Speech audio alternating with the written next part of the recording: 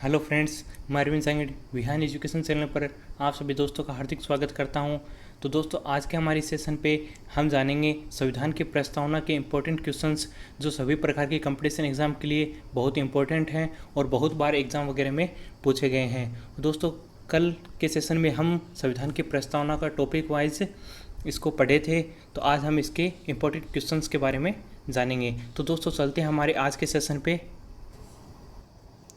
तो दोस्तों, आज के सेशन का हमारा पहला क्वेश्चन है, भारत की संप्रभुता किस में निहित है। तो दोस्तों, भारत की जो संप्रभुता है वह भारत की जनता में निहित है। तो ऑप्शन डी हमारा राइट आंसर हो जाएगा। भारत की संप्रभुता भारत की जनता में निहित है। और दोस्तों, संप्रभुता क्या होता है? संप्रभुता से तात्पर्य है दोस्तों, जिस राष्ट्र के पास पूर्ण रूप से आंतरिक और बाहरी निर्णय लेने की क्षमता होती है वह किसी भी देश पे निर्भर नहीं रहता है, वह स्वयं अपने आंतरिक और बाहरी निर्णय लेने को स्वतंत्र होता है। वह क्या होता है दोस्तों? संप्रभु राष्ट्र बोला जाता है। तो भारत क्या है? एक संप्रभु राष्ट्र है। और भारत की जो संप्रभुता है वह किस में निवास करती है? वह निवास करती है दोस्तों भारत की जनता में। तो दोस्तों, चलते हैं हमारे नेक्स्ट क्वेश्चन पे। तो दोस्तों, नेक्स्ट हमारा क्वेश्चन है, 42वां संविधान संशोधन संबंधित है। तो दोस्तों, बहुत ही इंपॉर्टेंट ये संविधान संशोधन है और यह संविधान संशोधन संबंधित है दोस्तों संविधान के प्रस्तावना से संबंधित है। और संविधान के प्रस्तावना में इसमें दोस्तों 3 शब्द जोड़े गए थे, जैसा कि हम कल भी पढ़े थे 42वें संविधान संशोधन के द्वारा। और यह हुआ था दोस्तों 1976 में। 1976 में 3 शब्द जोड़े गए थे और वह थे दोस्तों समाजवाद, धर्मनिरपेक्षता और अखंडता। यह 3 शब्द जोड़े गए थे। यह जोड़े गए थे राष्ट्र के उच्च आदर्शों को स्पष्ट रूप से परिभाषित करने के लिए। जो राष्ट्र है उसके उस उच्च आदर्शों को हमेशा से ऐसे ही बनाए रखने के लिए यह 3 शब्द जोड़े गए थे। समाजवाद, धर्मनिरपेक्षता और अखंडता, ये 3 शब्द जोड़े गए थे। तो दोस्तों, चलते हैं हमारे नेक्स्ट क्वेश्चन पे। अगला जो सवाल है वह है दोस्तों, भारत एक गणराज्य है क्योंकि यहाँ का राष्ट्राध्यक्ष। तो भारत एक क्या है दोस्तों? ये तो हम भी सब जानते हैं कि भारत एक गणराज्य, लोकतांत्रिक गणराज्य है। और यहाँ का राष्ट्राध्यक्ष क्या होता है दोस्तों? वंशानुगत, मनोनीत या निर्वाचित। तो यह सब जानते हैं दोस्तों, निर्वाचित होता है, हम सब के द्वारा वह चुना जाता है, अप्रत्यक्ष रूप से हम उनका चुनाव करते हैं। तो भारत एक लोकतांत्रिक गणराज्य है। और दोस्तों, इसी के साथ में एक आपको एग्जाम्पल और बताया था, ब्रिटेन देश एक लोकतांत्रिक देश है, लेकिन दोस्तों यह एक गणराज्य नहीं है। ये गणराज्य क्यों नहीं है दोस्तों? यहाँ का जो राष्ट्राध्यक्ष है वह निर्वाचित या मनोनीत न होकर वह वंशानुगत है। वह वंशानुगत होने के कारण एक गणराज्य नहीं है, लोकतांत्रिक राष्ट्र जरूर है। तो चलते हैं हमारे नेक्स्ट क्वेश्चन पे। तो दोस्तों, नेक्स्ट हमारा क्वेश्चन है, प्रस्तावना में कितने प्रकार के न्याय को समाविष्ट किया गया है। तो दोस्तों, कल भी हम ये प्रस्तावना के में न्याय के टॉपिक पे हम चर्चा किए थे। तो प्रस्तावना में 3 प्रकार के न्याय को समाविष्ट किया गया है। और ये 3 प्रकार का न्याय है दोस्तों, आर्थिक न्याय, सामाजिक न्याय और राजनीतिक न्याय। आर्थिक न्याय से तात्पर्य है दोस्तों, जो आर्थिक रूप से जो समस्त देश की जनता है उनको समान रूप से अवसर प्रदान करने से है, आर्थिक रूप से समान न्याय प्रदान करने से है। और सामाजिक न्याय से तात्पर्य दोस्तों, समाज में जितने भी वर्ग रह रहे हैं, जितने भी वर्ग हैं उनको समान रूप से महत्व देने से है। और उसी प्रकार से राजनीतिक रूप से भी समाज में और समाज के जो वर्ग हैं उनको समान रूप से माना गया है। तो दोस्तों, 3 प्रकार का न्याय को बताया है, आर्थिक न्याय, सामाजिक न्याय और राजनीतिक न्याय। चलते हैं हमारे दोस्तों नेक्स्ट क्वेश्चन पे।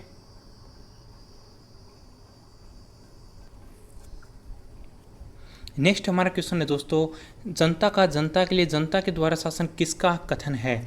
तो दोस्तों, ये कथन किसका है? यह कथन है दोस्तों अब्राहम लिंकन का। तो ऑप्शन ए हमारा राइट आंसर हो जाएगा। अब्राहम लिंकन ने कहा दोस्तों, जनता के लिए जनता के द्वारा शासन है। और दोस्तों, इसका अर्थ हुआ, अब्राहम लिंकन मानते थे कि लोकतंत्र में जनता ही क्या है? सर्व सत्ताधारी होता है और उसकी अनुमति से ही शासन संचालन होता है और उसकी प्रगति ही शासन का एकमात्र लक्ष्य होता है। तो जनता का जो विकास है वह किसके द्वारा संभव है? वह जनता के शासन के द्वारा ही संभव है। चलते हैं हमारे नेक्स्ट क्वेश्चन पे। नेक्स्ट हमारा क्वेश्चन है दोस्तों, अभी तक प्रस्तावना में कितनी बार संशोधन हो चुका है। तो दोस्तों अभी तक प्रस्तावना में कितनी बार संशोधन हुआ है, तो दोस्तों ऑप्शन बी हमारा राइट आंसर हो जाएगा।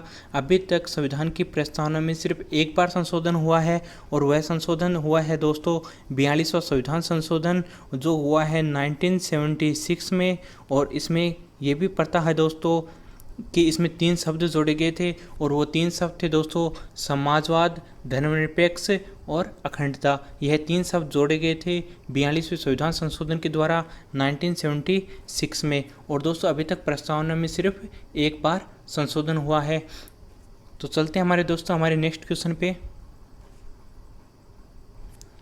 नेक्स्ट हमारा क्वेश्चन है दोस्तों, प्रस्तावना संविधान का कुंजी नोट है, यह कथन किसका है। तो दोस्तों प्रस्तावना संविधान का कुंजी नोट है, यह कथन किसने कहा था। तो यह कहा था दोस्तों अर्नेस्ट बार्कर ने। अर्नेस्ट बार्कर ने कहा प्रस्तावना संविधान का कुंजी नोट है।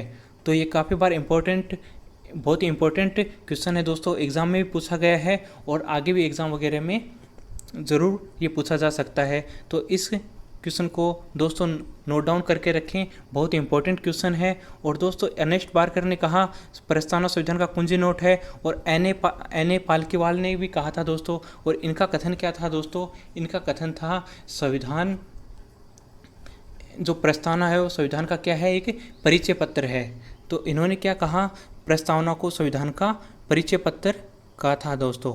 तो चलते हैं हमारे दोस्तों हमारे नेक्स्ट क्वेश्चन पे।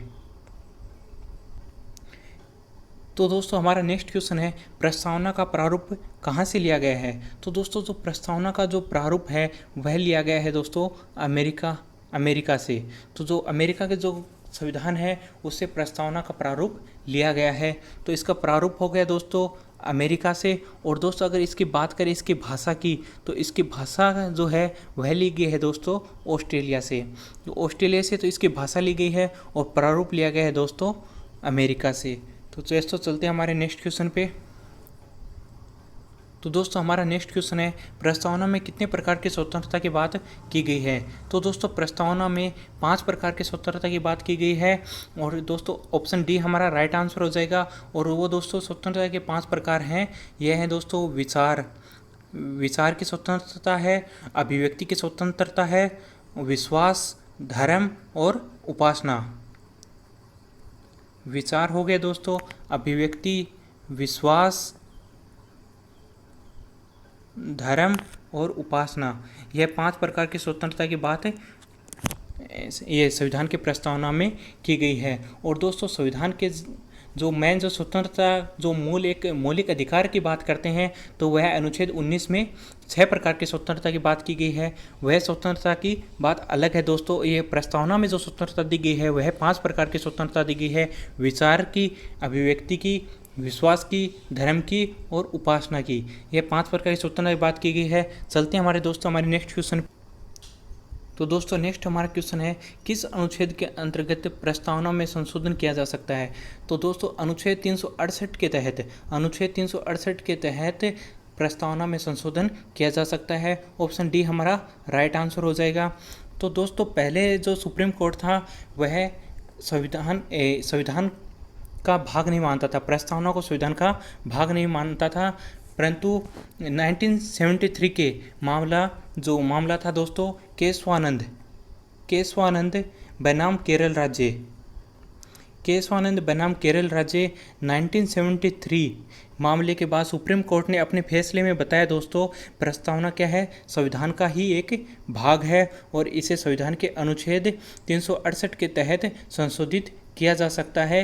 परंतु इसके जो मूलभूत ढांचा है, इसके जो मूल जो बेस है, इसको बदला नहीं जा सकता, इसमें कोई संशोधन नहीं किया जा सकता है। तो दोस्तों आज के हमारे सेशन में इतना ही। दोस्तों मिलते हैं हमारे नेक्स्ट सेशन में।